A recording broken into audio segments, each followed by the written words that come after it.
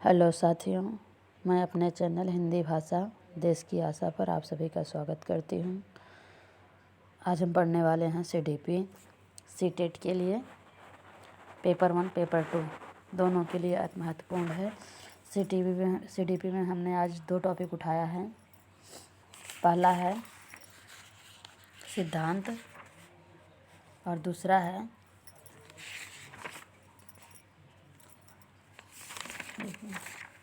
बाल मनोविज्ञान। पहला टॉपिक है सिद्धांत और दूसरा टॉपिक है बाल मनोविज्ञान। इससे आधारित जितने भी क्वेश्चन बन सकते हैं उतने क्वेश्चन मैं लाई हूँ। अगर आपने इतना देख लिया, पेपर 1 हो या पेपर 2, दोनों में आप कम से कम 15 से 20 क्वेश्चन आपके एग्ज़ाम में आपको देखने को मिलेंगे। चलो स्टार्ट करते हैं। क्वेश्चन नंबर 1, विकास एक क्रमिक एवं मंद गति से चलने वाली प्रक्रिया है। इसका संबंध निम्न में से किस विचारक से है? विकास एक क्रमिक एवं मंद गति से चलने, ये किसका मानना है? लास्की का मानना है, मास्लो का मानना है, स्किनर का या अरस्तु का? तो किसका मानना है? स्किनर का मानना है। क्वेश्चन नंबर 2, बच्चे के विकास के सिद्धांतों को समझने में शिक्षक की सहायता करता है। क्या शिक्षक की सहायता करता है? बच्चे के विकास के सिद्धांतों को समझने में शिक्षक की सहायता क्या करता है? शिक्षार्थी की आर्थिक पृष्ठभूमि को पहचानने में, शिक्षार्थी को क्यों पढ़ना चाहिए यह औचित्य स्थापित करने में, शिक्षार्थी को भिन्न अधिगम शैलियों को प्रभावित रूप से संबोधित करने में, शिक्षार्थियों के सामाजिक स्तर को पहचानने में। कौन सा सही है? क्वेश्चन नंबर 2 का भी ऑप्शन नंबर 3 सही है। शिक्षार्थियों की विभिन्न अधिगम शैलियों को प्रभावित भी रूप से संबोधित करने में। क्वेश्चन नंबर 3, विकास कभी न समाप्त होने वाली प्रक्रिया है। विकास कभी समाप्त नहीं होता है, ये कंटिन्यूसली चलता है। यह विचार किससे संबंधित है? यह विचार किसने दिया है? अंतः संबंध का सिद्धांत है, ये निरंतरता का सिद्धांत है, एकीकरण का सिद्धांत है, अंतः क्रियात्मकता का सिद्धांत है। आप मैसेज में मुझे आंसर बता सकते हैं। तो क्या है? निरंतरता। मतलब ये देखो, विकास कभी न रुकने वाला, जो कभी नहीं रुकेगा वो लगातार निरंतर रहेगा। क्या होगा? नंबर 2, निरंतरता का सिद्धांत। क्वेश्चन नंबर 4, मानव विकास कुछ विशेष सिद्धांतों पर आधारित है। निम्नलिखित में से कौन सा मानव विकास का सिद्धांत नहीं है? अनुक्रमिकता,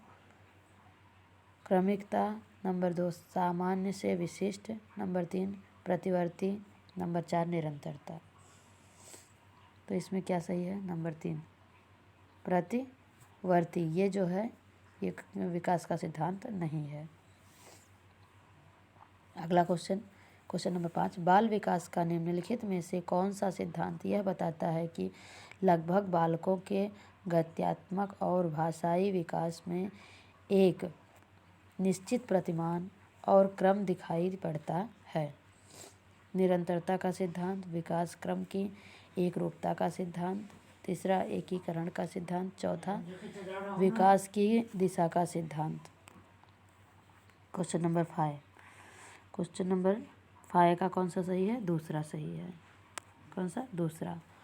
क्वेश्चन नंबर 6, बाल विकास का कौन सा सिद्धांत यह बताता है कि शारीरिक विकास की दृष्टि से पिछड़े बालक संवेगात्मक, सामाजिक एवं बौद्धिक विकास में भी उतने ही पीछे रह जाते हैं? इसका ऑप्शन देखिए। परस्पर संबंध का सिद्धांत, विकास क्रम की एक रूपता का सिद्धांत, एकीकरण का सिद्धांत, विकास की दिशा का सिद्धांत। तो क्या हो सकता है? पहला ही सही है, परस्पर संबंध का सिद्धांत। अगले क्वेश्चन पे चलेंगे।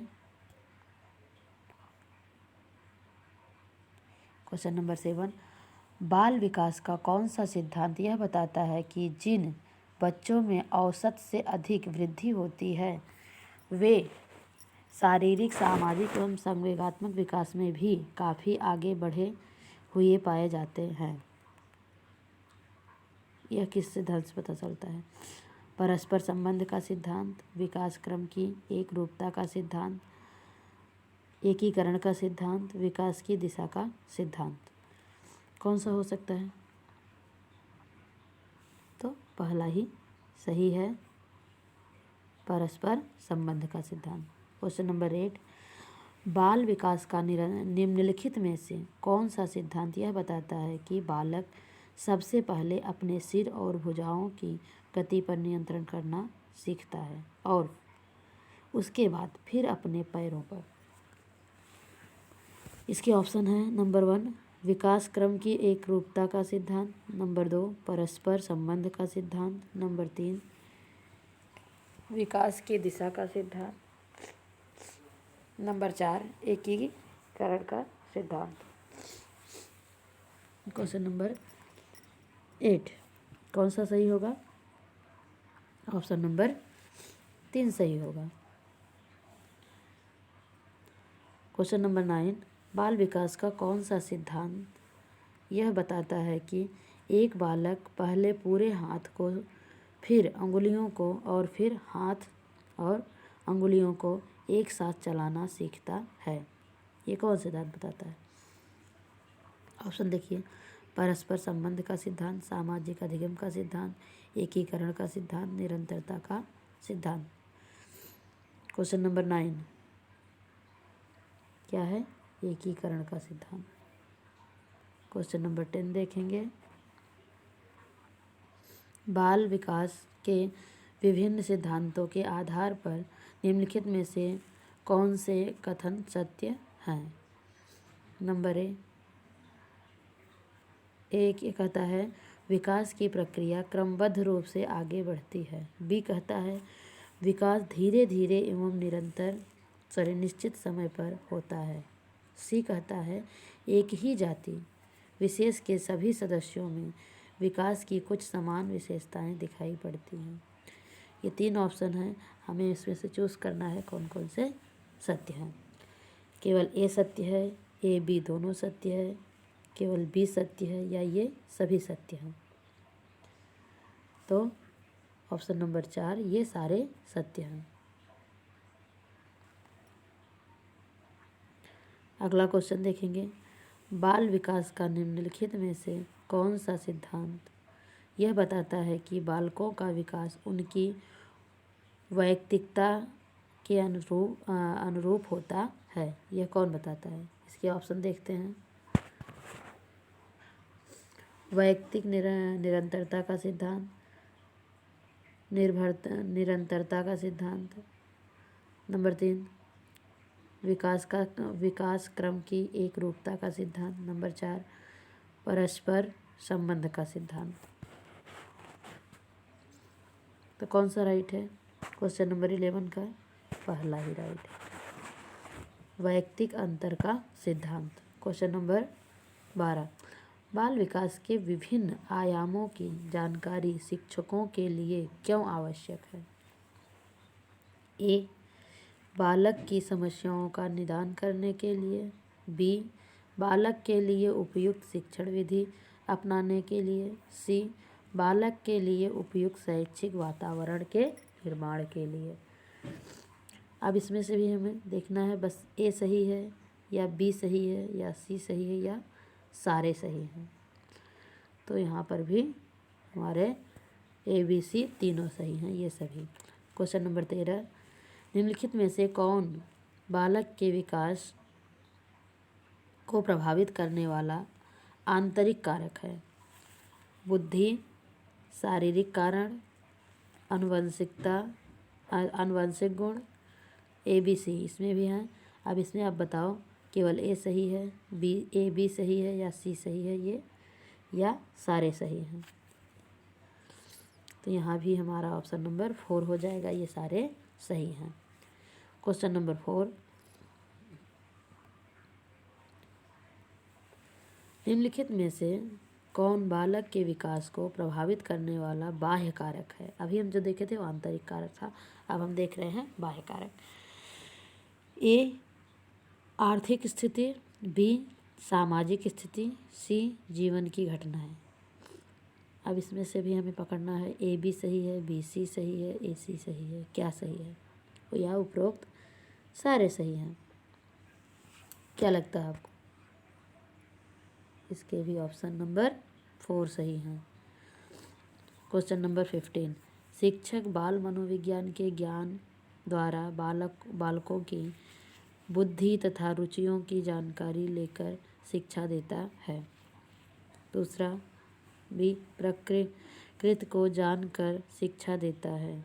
सी आर्थिक स्थिति तथा पारिवारिक स्थिति की जानकारी बालक जानकारी लेकर शिक्षा देता है।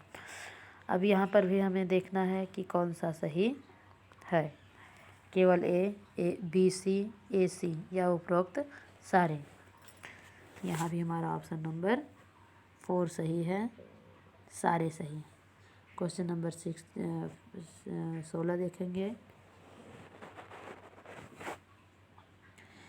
शिक्षा मनोविज्ञान एक विज्ञान है, मानव व्यवहार का, मानव सिद्धांतों का, शैक्षिक सिद्धांतों का, मानव की व्यक्तिगत विभिन्नताओं का।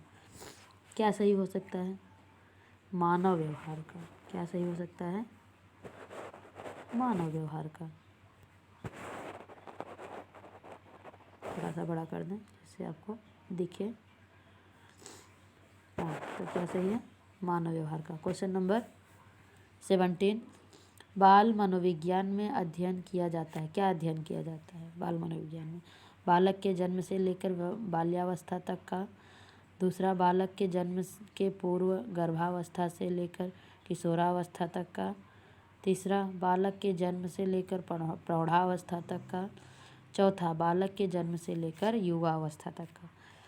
तो क्या ऑप्शन सही है?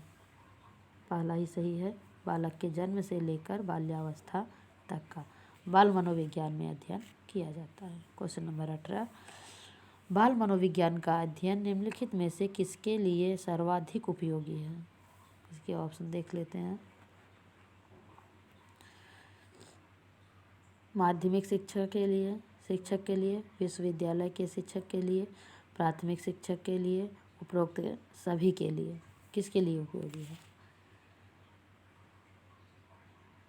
तो तीसरा, प्राथमिक शिक्षक के लिए बाल मनोविज्ञान का अध्ययन उपयोगी है। प्राथमिक शिक्षक को मालूम होना चाहिए।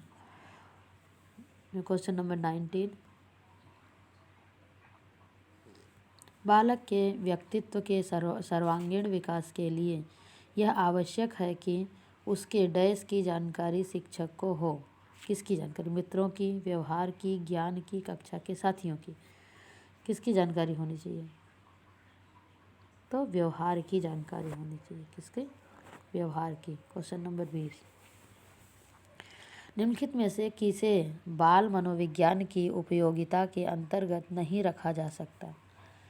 कौन सा ऐसा है जिसे बाल मनोविज्ञान के अंतर्गत नहीं रखा जा सकता? ऑप्शन देखिए।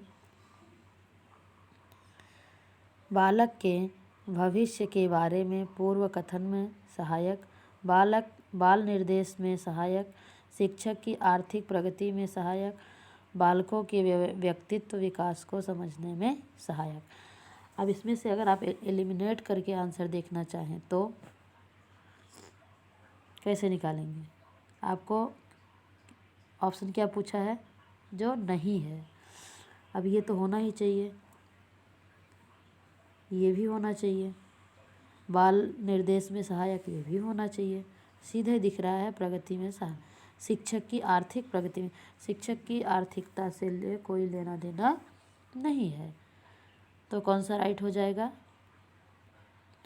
तीसरा हमारा राइट हो जाएगा, क्योंकि इसने नहीं पूछा है। क्या पूछा है? नहीं पूछा है। आगे का क्वेश्चन देखेंगे। अब ये हमारे सारे क्वेश्चन क्या हैं, विगत वर्षों में पूछे गए हैं, प्रीवियस ईयर सारे क्वेश्चन हैं। क्वेश्चन नंबर 21, निचली कक्षाओं में शिक्षक की खेल पद्धति मूल रूप से आधारित है, किस पे आधारित है? ये जून 2011 में पूछा गया है। शारीरिक शिक्षा कार्यक्रमों के सिद्धांतों पर, शिक्षण सिद्धांतों के सिद्धांतों पर। तीसरा, विकास से एवं वृद्धि में, विकास एवं वृद्धि के मनोवैज्ञानिक सिद्धांतों पर। चौथा है शिक्षण के समाज शास्त्रीय सिद्धांतों पर। तो कौन सा सही होगा इसमें? तीसरा ऑप्शन सही है। कौन सा?